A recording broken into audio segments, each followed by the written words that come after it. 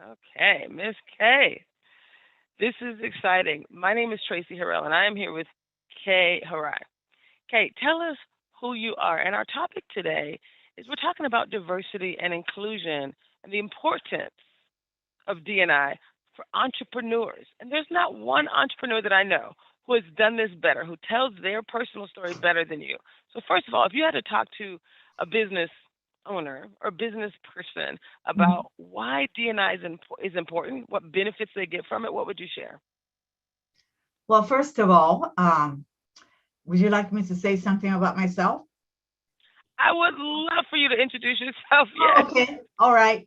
Um, I am Katie Wright, and I have been a long time business owner. I've had uh, three hair salons at one time. Now I pared down to one, and I've owned my business for over 42 years now. Can you believe it?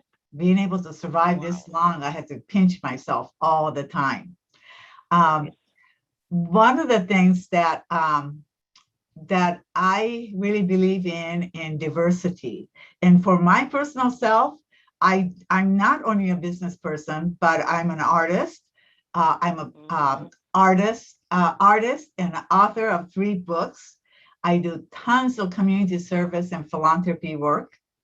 And I'm just involved in everything. And I love to mentor people and teach people about some of the things that I've learned in life and business. So I became a SCORE mentor, and I help tons of young people who are interested in getting into business.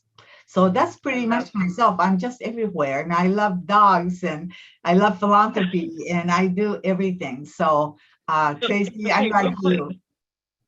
Real quick, tell us the name of your business. The It's called Studio 904 Hair Design. And I also have a membership community called the Artful Giving Community, where I coach and teach people how to be creative and make beautiful things by hand and then give it out to the world. Wow, I love that. I love that. Again, now give us a little advice, Miss K, to entrepreneurs about the importance of D&I for their business. What would you say to someone who really didn't know? You know, Tracy, I've been thinking about this a lot in the past week because when you talk to entrepreneurs about diversity and inclusion, a lot of the answers I get from people are things like, well, that's what you love to do. So, that's what you do, but it really has nothing to do with business. And so today, I really want to make this strong statement.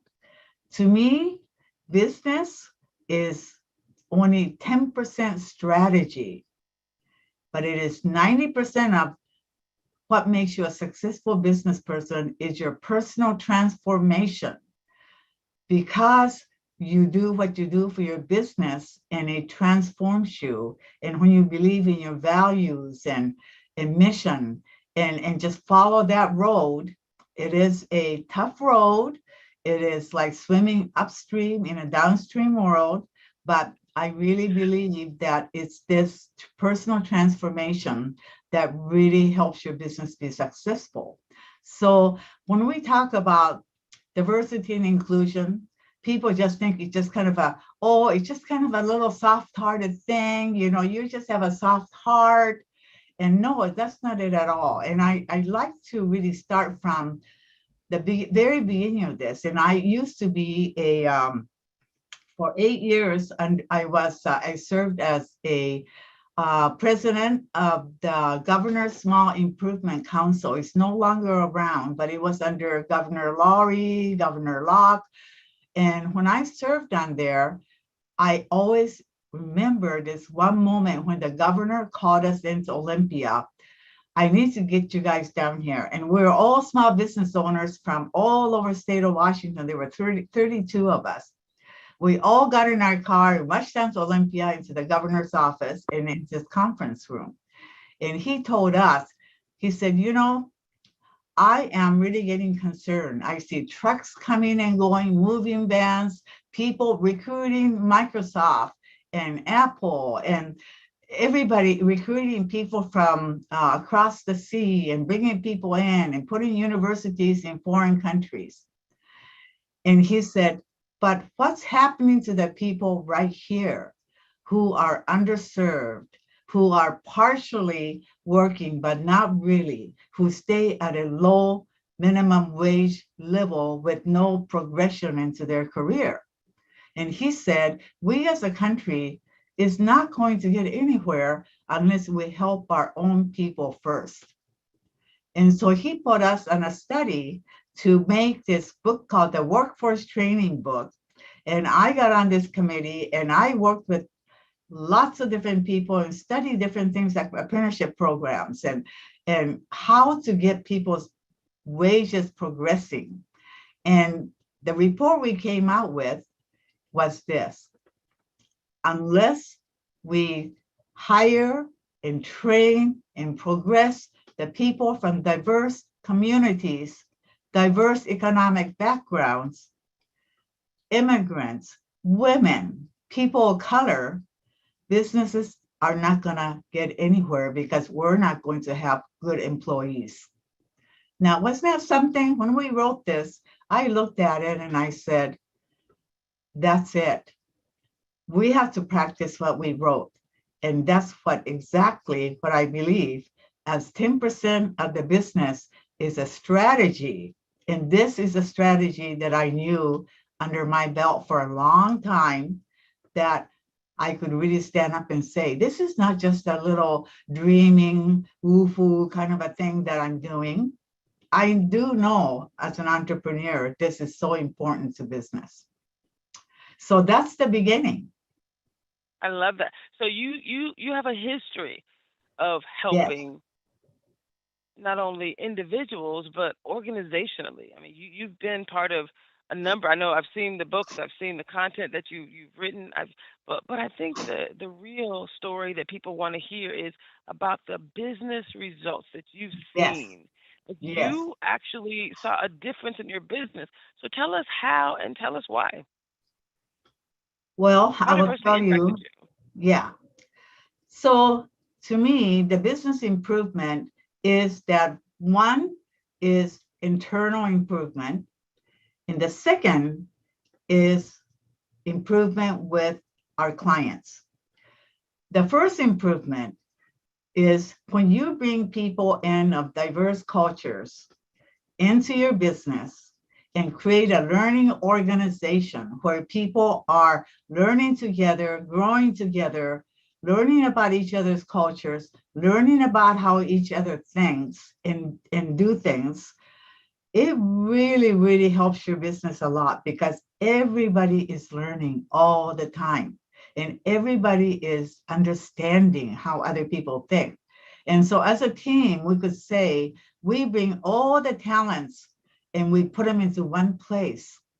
And if one person doesn't work out, we have another person for you. And everybody works together and shares information. It just created a very positive um, team environment, and our clients could really see it. The way that it helps clients is they could come into our place and they see this mixture. They see the happy feelings that go on inside our business. And they are learning too. And they are saying, wow, Kay, you don't have to tell me what your value and mission is here. I could tell that there is something even more behind the scenes of your business that has been put into place so well. And you created this stage where you are in a place where the world is real. This is the world that we live in. And I just feel like I'm coming into a place where when I step in here, I just feel like, wow, I just escaped from the outside world and I'm in this place where how things really should be, not Now how let things me are. let me translate a little bit for people who don't know you. Mhm. Basically, your business is in Mercer Island, which Yes, is mostly white. yes, Would you say yes, affluent and yes, mostly white? So when you right. say what people see, when they walked into your shop Hmm. was diversity that Right. isn't part of who the normal residents are, but it's about it's who the community, the Yes. broader community is. So your clients actually appreciated and valued the fact that your the people that worked on your team were diverse. Yes. It But became let a me tell you, became a this competitive advantage for you, right? it is. But also, we have to go through some really tough times to overcome some of the barriers. And I work at that very hard inside our salon. And I'm going to give you an example.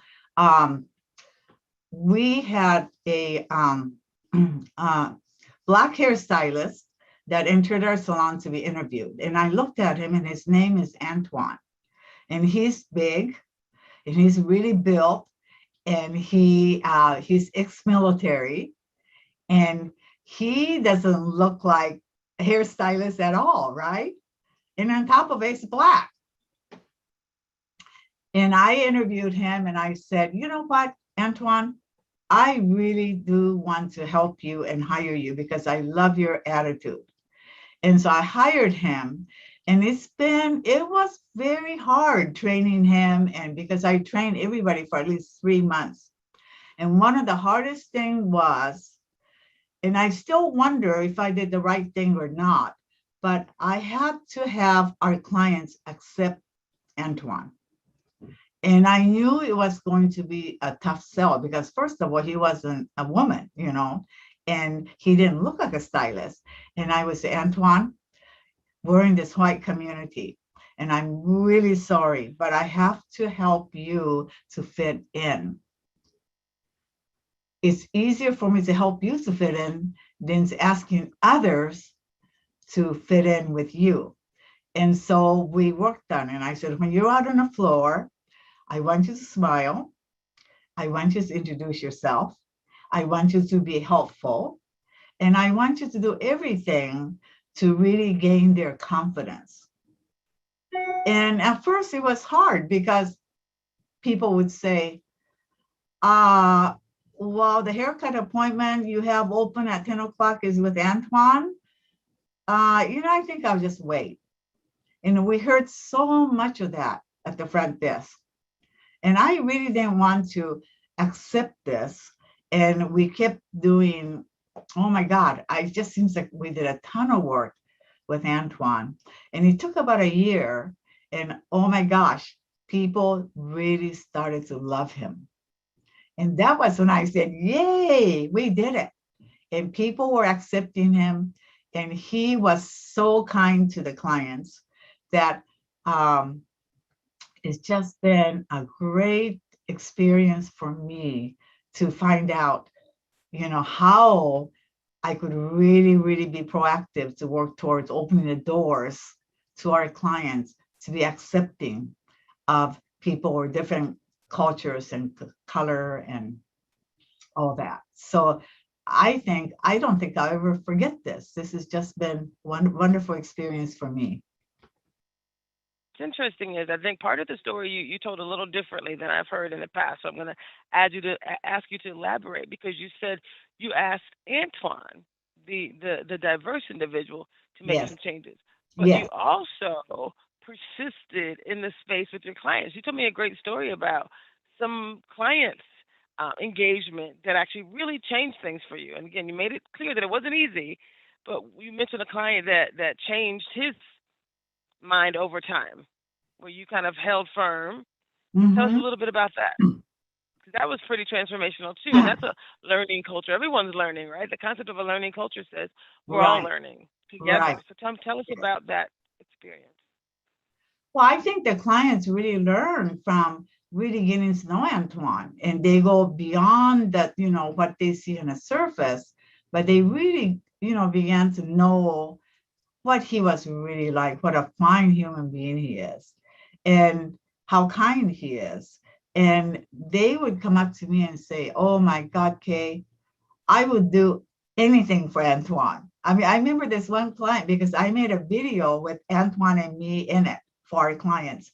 And we talked about um, Black Lives Matter. We talked about all kinds of things. And I asked Antoine to open up and let's talk.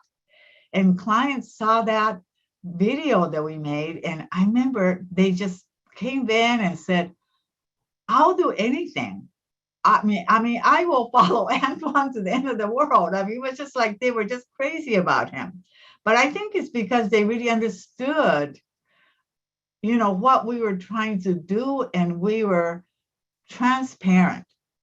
And I think that transparency really helped our client to buy into what we were doing. Hey, do you recall telling me that there was a client that I don't know if he refused to pay or something, and then you kind of held firm and tell us Yes, about yes, that yes. experience. This was with an immigrant woman I hired from Vietnam. And I trained her, and her language skills were not very good, but we even gave her English lessons, in the morning. And this woman learned how to cut hair just beautifully. And so it was time for her to go on the floor. And she got her first client. It was a male client that used to go to another stylist who left our salon because her attitude was not good towards clients. And I didn't really want her there.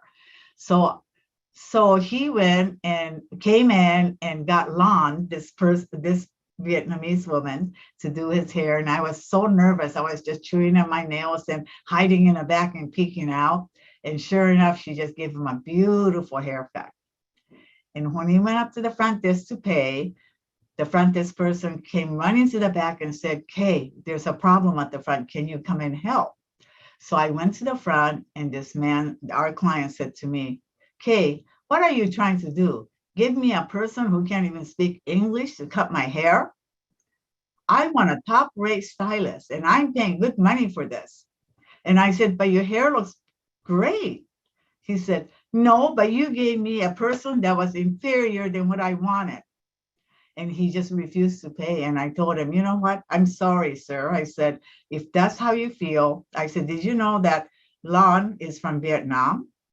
And did you know, and it kind of makes me cry when I talk about it, that do you know that she gets up at 5 o'clock every morning, takes her two kids to the daycare on a bus, and there she transferred to another bus, and she comes to downtown Pioneer Square, that's where her salon was. And I said, she comes to work, and at 8 o'clock a.m., we start our training until 9 o'clock.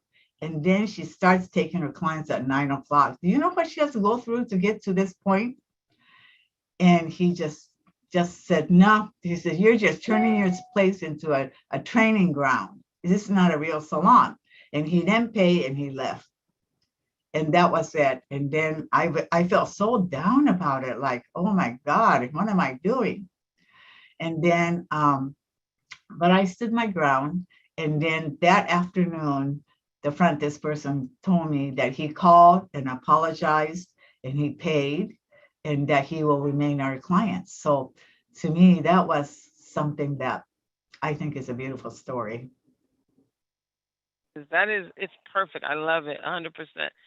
So, okay, if someone had to ask you about the financial, I won't use the word investment, the financial investment that you've made in inclusion, and how has it paid off for you? It sounds like you have clients now that love and adore you, that would do anything for you. The level of connectivity you couldn't have gotten previously. Would you agree with Right. that, or what would you tell people about the investment? And yes, there will be likely an investment in time and energy, and when you're listening and learning, Mhm. things won't happen as quickly, but the long-term benefits are more valuable. Let's talk about that, because I know a lot of small business owners are like, you know what, I keep it slim, I keep it trim, I need to keep it tight.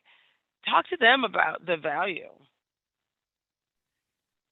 Boy, the value in doing something like this is so great. Do you know that during our coronavirus time, I see other salons folding, lots of businesses folding, but I am so grateful that our customers are with us. Our customers believe in what we do, our mission, uh, in our business. And one of the mistakes I think that a lot of businesses make is they feel like, we sell really good haircuts. We do the best haircuts. You see in salons advertised all over these model-like pictures with red hair, green hair. Well, we are the best in doing this, or we are the best in selling our insurance. We are the best in our coffee. And people, entrepreneurs, to me, they sell what they do, and I say, no, no, no, no, that's not it at all, you guys. You have to really understand what is your personal belief? What are your values? And then you build a business around that. Anybody could get a haircut anywhere. Anybody could get a really wonderful pie anywhere. Hundreds and thousands of people are selling these things. You have to stand up as something more than that. And people connect to you because of their values match with your values. And this is where I think a lot of entrepreneurs miss the boat because they don't really seem to understand that part of the business. And I I really love it. believe that. And I love it when once when a client came in and she said, "Hi, are you Kay?" And I said, "Yes, I am." She said, "Oh, so nice to meet you." And I said, "Oh, I'm so glad you came in." And she said, "You know, I'm here because I heard that you have something going on here that's very special." And I was so happy when the word was getting around that we are different, we are unique. And that's how the clients seem to find us. And because of our philanthropy programs and everything we do in our salon, people really get to understand what we are about. But we also do beautiful work too. I love that. So your advice, and we said this, and we definitely will ensure this is one of the key lessons learned, is small business owners don't just sell what they do; they sell who they are because Yes, they're and what they investing in their believe in. community Yes, and what and they what they believe believe in, in. what they Yeah, stand up for. I mean, nowadays it is so important to, be a deeper, more connected part of your yeah, it is. community, Yeah, and and you've been. another right, and another thing that I do, I really support is underserved dogs, and they need so much help. They need our helping hand. And for the last 14 years, I've done every year between November and December, we do a huge fundraiser to support rescue of animals for different, raise money for different organizations who does the rescuing farm animals, you know, regular, I mean, dogs, cats, I mean, but, we help them all. And you should see, I would say we got so many clients in our salon that really believe in that. And, they love animals and they're animal lovers. And so they gravitate towards us too. So we kind of have it coming from all different ways because we're out in the community all the time, preaching what we do, preaching what we care about. And we attract a lot of clients, not because they want their hair done, but because they believe in what we do. I love it, Kay. And if you know that you're also a score mentor, Yes. and you've been a score mentor for how long? I've been a SCORE mentor for 2.5 years. We often talk about the benefits of diversity. I'll list a few. Helping your organization to recruit, inspire staff, build Uh-huh. trust, enhance community engagement, increase effectiveness, produce higher quality work, and greater team satisfaction. All those things will Uh-huh. both strengthen and grow any business. Mm-hmm. And you're a testimony of how that's been accomplished. Yes. And the best benefit to all this is that I am so happy and so excited about my business and everything I do. And it's all because of this. These things that I have accumulated into my business as part of me. And so I probably am probably the happiest entrepreneur that anybody could ever find. Wow. So are you trying to say peace and joy come with doing the right thing? Your Yes, business is more profitable, your employees are happier, but you as an entrepreneur, you're happier too. yes, exactly. And I Wow. always value my employees first, and they know it.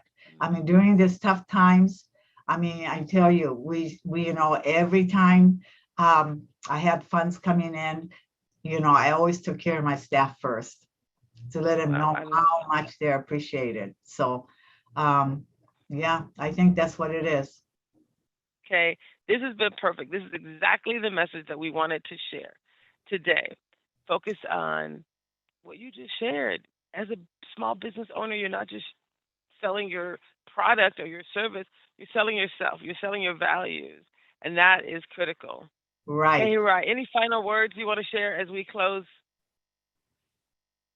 The learning organization is to me the most important message here, and inclusion and diversity all fits into that. And then to me, it just developed into a sustainable business that the community loves.